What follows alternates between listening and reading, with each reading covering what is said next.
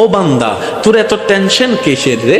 আমি আল্লাহ তো তোর জন্য আছি। সুবহানাল্লাহ, আমি আছি না তোর? আরে যার কেউ নাই তাই না টেনশন করে, যার টাকা নাই সে টাকা নিয়ে টেনশন করে, যার অভিভাবক নাই সে অভিভাবক নিয়ে টেনশন করে, যার মোবাইল নাই সে মোবাইল নিয়ে টেনশন করে। আরে আমি আল্লাহ তো আছি, তো আমি আল্লাহ তো আছি যিনি ইন্নাল্লাহ আলা কুল্লি শাইইন কাদির। আমি আল্লাহ রহমান তো আছি, আমি রহিম তো আছি, আমি গফফার তো আছি, আমি সত্তার তো আছি। সুবহানাল্লাহ, আমি গফফার তো আছি, আমি রাজ্জাক তো আছি। আরে আমি থাকতে তো টেনশন কি? বান্দা বলে যে কথা তো ঠিক, যার নাই সে এনে টেনশন করে। আমার আল্লাহ যদি আমার থাকে, আমার তো টেনশন করার দরকার। তার মানে আমি এতদিন টেনশন করেছি, আসলে আমি আমার আল্লাহকে রাখতে জানি নাই। আমি আমার আল্লাহকে রাখতে জানি, আমি আমার আল্লাহকে ধরে রাখার মতো ধরে রাখতে জানি নাই, যার কারণে তো টেনশন আমাকে স্পর্শ করেছে।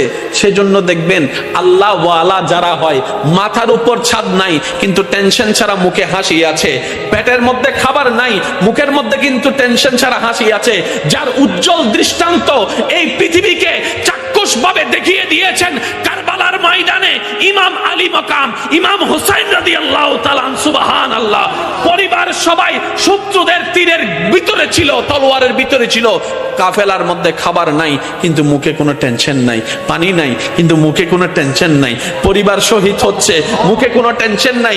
জগৎ জিজ্ঞেস করে, ও ইমাম হুসাইন, এই কঠিন মুহূর্ত আপনি এত খুশি মনে আছেন কিভাবে?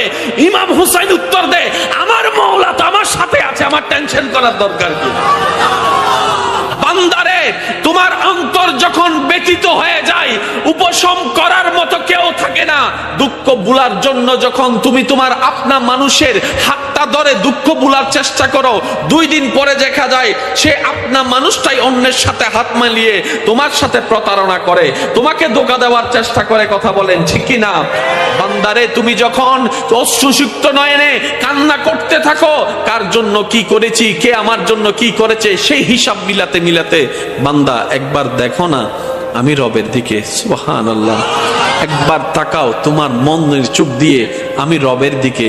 তুমি আমাকে ডাকো নাই কিন্তু আমি ফজরের নামাজ না পড়া সত্ত্বেও তোমাকে ফজরের নাস্তার ব্যবস্থা করে দিয়েছিলাম। সুবহানাল্লাহ, বান্দা তুমি আমার জমিনে দাঁড়িয়ে 1000 গুনাহ করেছো আমার আদেশ অমান্য করে, কিন্তু আমি তোমার পা ভেঙে দিই নাই, বরং হাঁটার জন্য শক্তি দিয়েছি।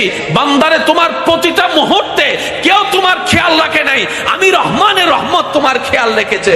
সুবহানাল্লাহ, বান্দারে, তুমি যখন ব্যথিত হৃদয় নিয়ে রাতের অন্ধকারে রুমের মধ্যে কান্না করো যে কেউ নাই আমার পাশে, তখন আমি রব ডাক দিয়ে বলি, ইন্নাল্লাহা মা'না, আমি রব তোর সাথেই আছি। বলেন সুবহান।